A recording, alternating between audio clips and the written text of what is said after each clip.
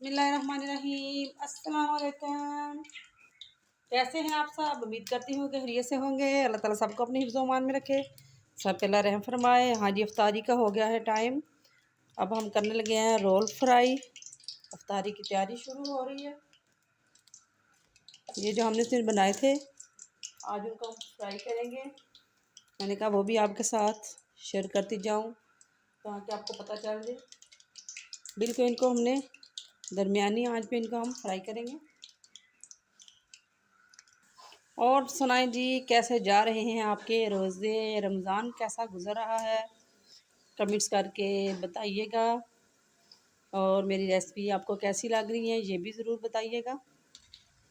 ये देखें जी,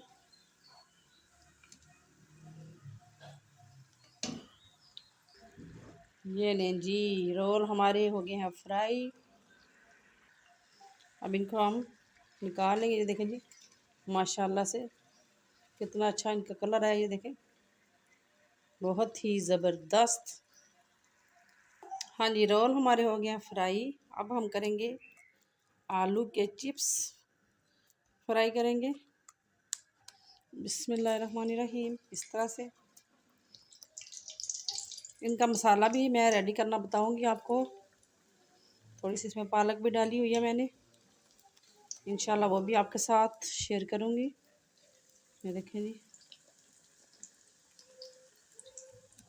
ये देखें मसाला।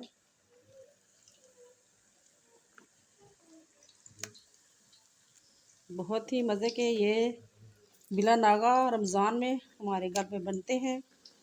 जो भी हो, साथ में समोसे हों, दूसरे पकौड़े हों, चिप्स हो किसी किस्म के भी, लेकिन ये वाले चिप्स जो हैं ये लाजमी बनते हैं।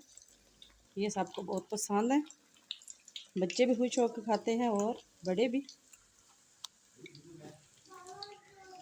इस तरह से हम डालते जाएंगे जी।